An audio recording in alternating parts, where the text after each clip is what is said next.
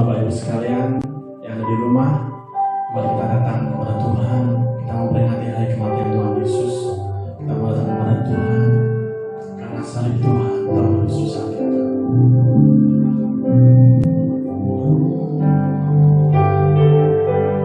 Haleluya Tuhan, terima kasih Tuhan. Sungguh baik Tuhan. Haleluya yang Kau Tuhan.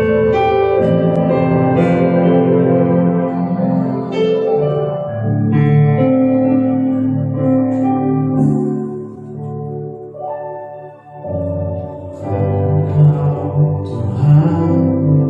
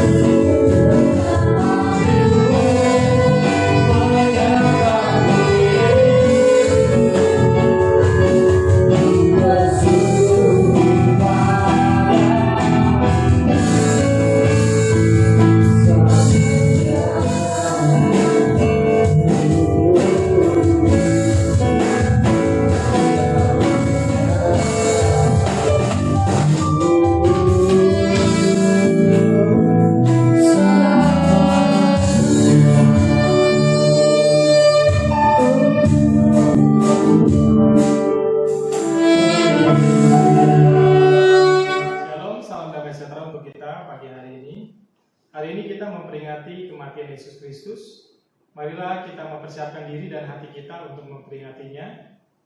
Biarlah hati kita terus terbuka dengan pengucapan syukur kepada Tuhan.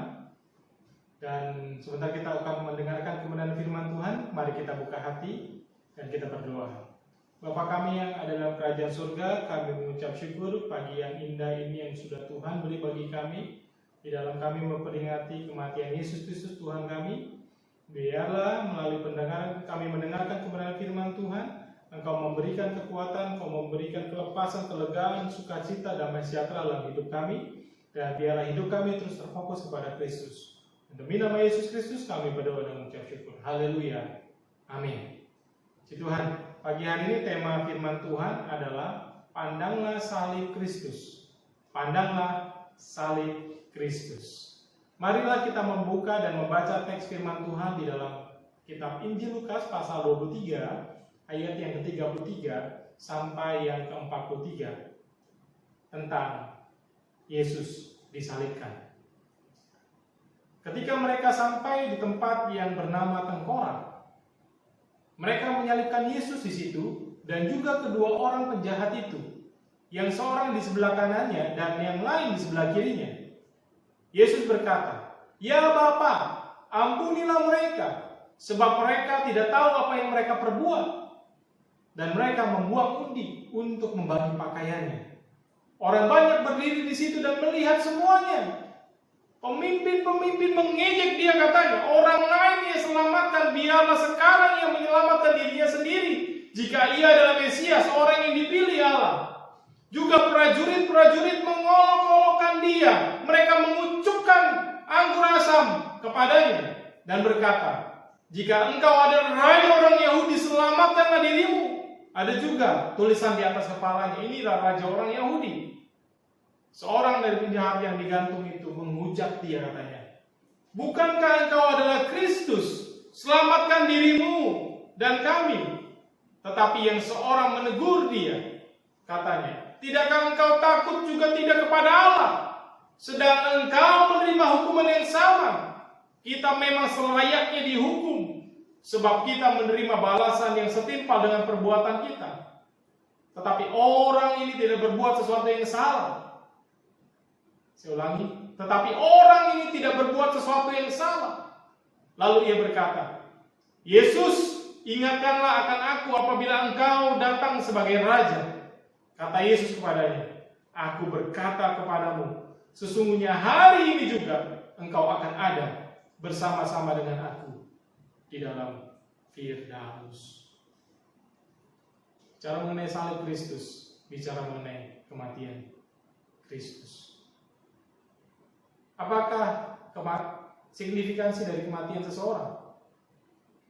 Biasanya jika seorang yang berpengaruh di masyarakat atau negara, entah itu filsuf, ilmuwan, presiden, pejabat, para pendiri agama, nabi, dan lain-lain, maka kematiannya memiliki signifikasi tertentu, yaitu pada saat pemakamannya.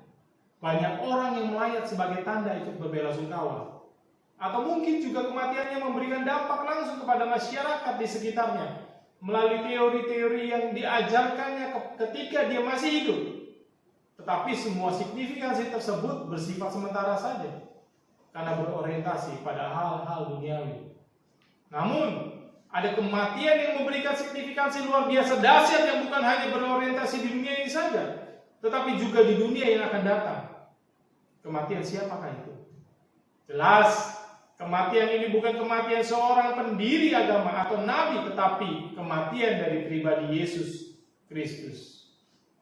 Ayat 33 tentang Yesus disalibkan di tempat yang bernama Tengkorak. Dalam bahasa Ibrani adalah Golgota. Dalam bahasa Yunani diterjemahkan dalam bahasa Latin dengan kata lain Kalvaria, atau sehingga sering kita dengar dengan kata Kalvari. Dan peristiwa penyaliban dan kematian Yesus adalah inti dan dasar dari penebusan yang direncanakan Allah. Yesus yang tidak pernah berdosa mati menggantikan manusia yang penuh dosa. Saya ulangi, Yesus yang tidak pernah berdosa mati menggantikan manusia yang penuh dosa. Pertanyaan buat kita pagi hari ini, apakah signifikansi atau makna kematian Kristus di atas kayu salib bagi kita Pagi hari ini, yang pertama adalah hutang dosa telah ditebus oleh Yesus Kristus di atas kayu salib. Melalui penyalipannya, hukuman atas dosa kita telah dilaksanakan melalui kematiannya di atas kayu salib untuk kita. Roma pasal 3 ayat 23 sampai 24 berkata, karena semua orang telah berbuat dosa dan telah kehilangan kemuliaan Allah, dan oleh kasih karunia telah dibenarkan dengan cuma-cuma karena penebusan dalam Kristus Yesus. Saya ulangi sekali lagi, dan oleh karena kasih karunia telah dibenarkan dengan cuma-cuma karena penebusan dalam Kristus Yesus. Pagi hari ini kita bersyukur melalui salib Kristus kita dibenarkan dengan cuma-cuma.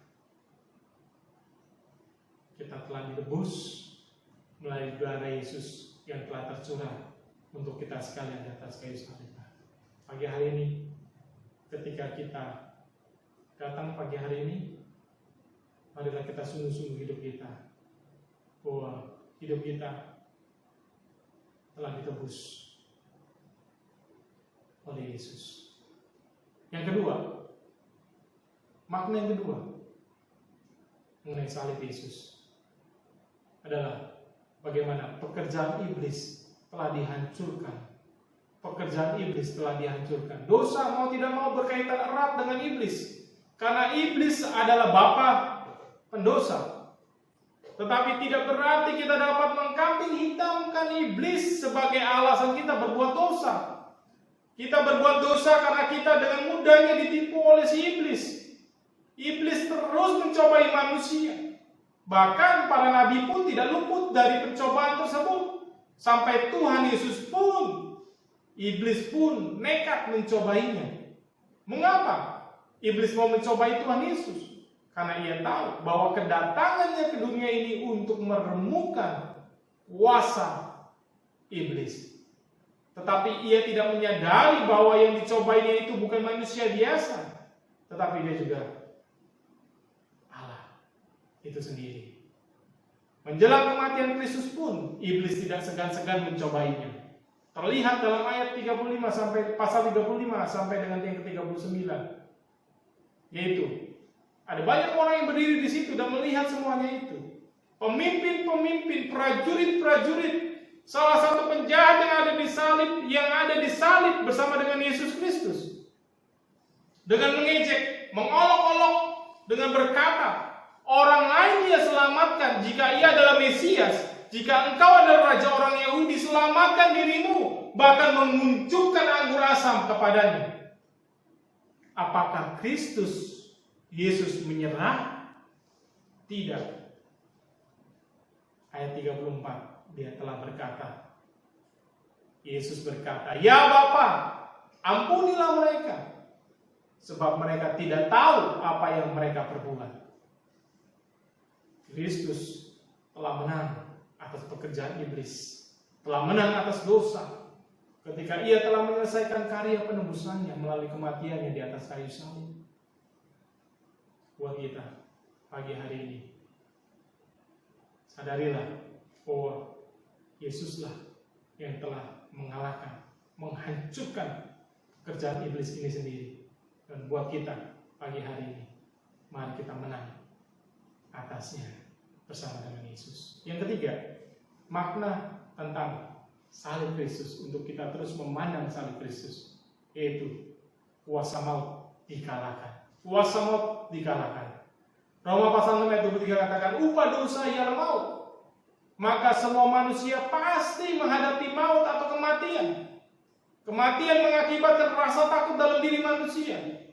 Kalau kita memperhatikan beberapa atau banyak orang yang ada di dalam UGD, rumah sakit, dan sudah menunggu ajalnya, mereka akan takut sekali. Karena mereka merasa selama hidupnya mereka sering berdosa.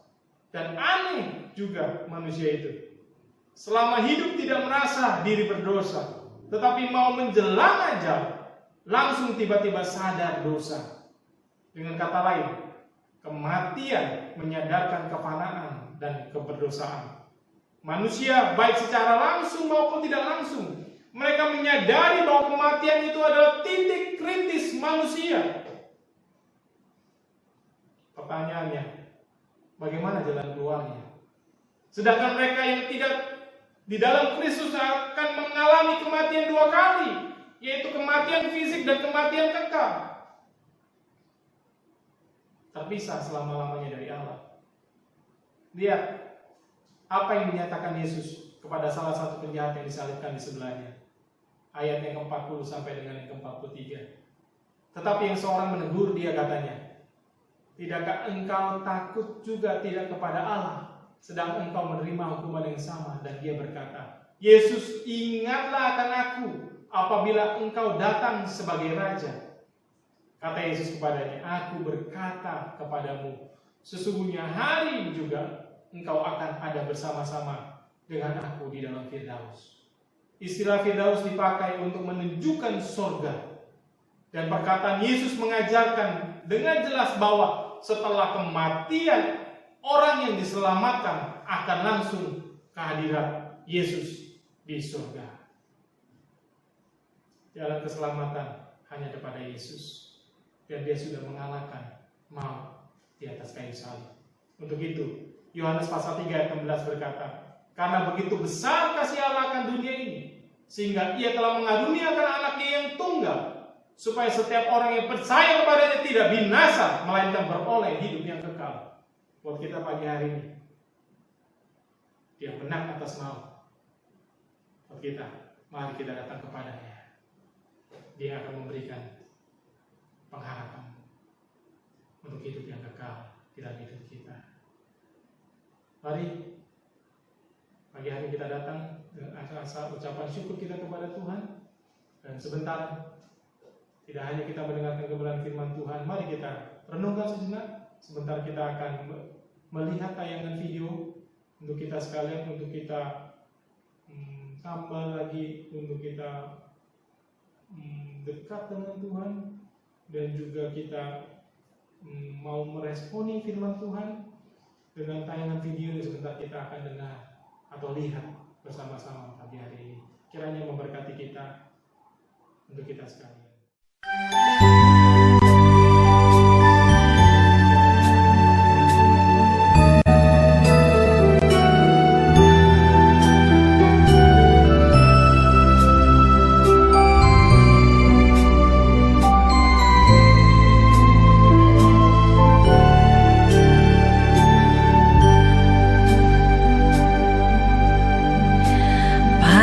Satu bukit jauh dari sini, lihat salib Tuhan berdiri, sepotong kayu kasar, tanda dosa besar. Di sana Tuhanku telah mati. Ku datang pada salib itu. Ku ingat cintanya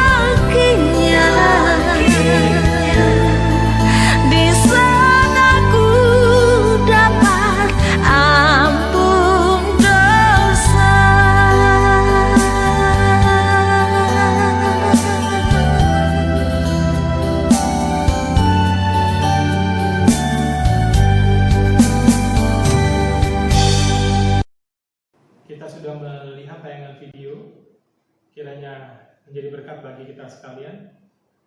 Dan biarlah pagi hari ini mari kita memiliki sikap hati yang terbuka, dan izinkanlah Allah bekerja untuk kita. Mari kita berbalik kepada Allah dalam pertobatan yang sungguh-sungguh kepadanya. Milikilah iman yang tertuju kepada Kristus untuk menerima pengampunan dan hidup yang kekal. Saya serukan sekali lagi, pandanglah salib Kristus, pandanglah salib Kristus, di mana hutang dosa telah ditebus melalui salibnya. Menang atas pekerjaan iblis dan dosa melalui salibnya, kuasa maut telah dikalahkan. Mari kita berdoa, mari kita tundukkan kepala kita. Hari ini kami ada itu semua karena kasih-Mu ya Tuhan. Kiranya kami dapat selalu memandang kepada salib Kristus yang memerdekakan kami. Kami percaya bahwa Yesus Kristus telah mati di kayu salib untuk menebus dosa-dosa kami. Terima kasih ya Tuhan. Terimalah kami, terimalah kami ya Bapa. Kami bersyukur buat kasih-Mu kepada kami. Pagi hari ini kami berdoa untuk bangsa kami.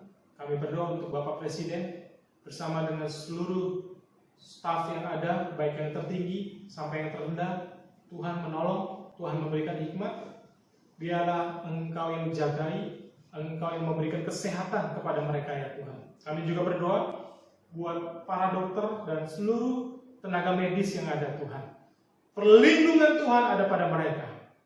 Dan juga Tuhan, kesehatan Engkau berikan bagi mereka ya Bapa. Kami berdoa kiranya Engkau memulihkan, kiranya Engkau menyembuhkan bangsa kami, negara kami ini ya Bapa. Dan terima kasih pagi hari ini.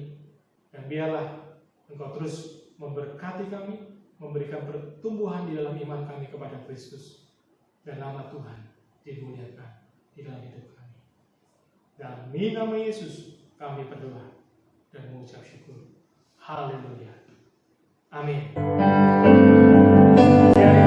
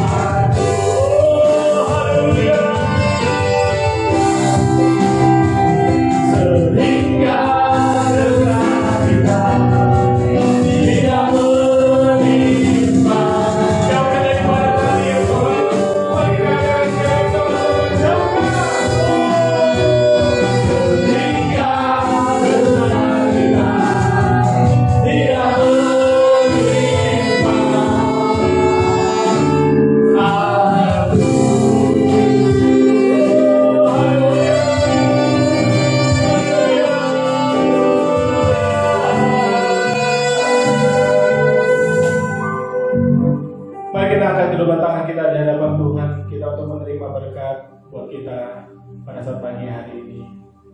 Tuhan memberkati engkau dan melindungi engkau. Tuhan menyinari engkau dengan wajah-Nya dan memberi engkau kasih karunia. Tuhan menghadapkan wajah-Nya kepadamu dan memberi engkau damai sejahtera. Kiranya anugerah daripada Allah Bapa, cinta kasih daripada Tuhan kita Yesus Kristus, dan penyertaan daripada Roh Kudus menyertai kita sekalian mulai pada hari ini sampai Maranatha. Yesus datang kedua kali, kita menjemput kita di awan-awan. Mari yang sudah diberkati Tuhan katakan sama-sama amin. Tuhan Yesus berkati. Saya yakin dan percaya kebenaran firman Tuhan yang sudah kita dengar pada saat pagi hari ini memberkati Bapak, Ibu, Saudara-saudari dimanapun kita berada saat ini. Pada hari Minggu 12 April 2020 akan ada ibadah Paskah jam 10 pagi.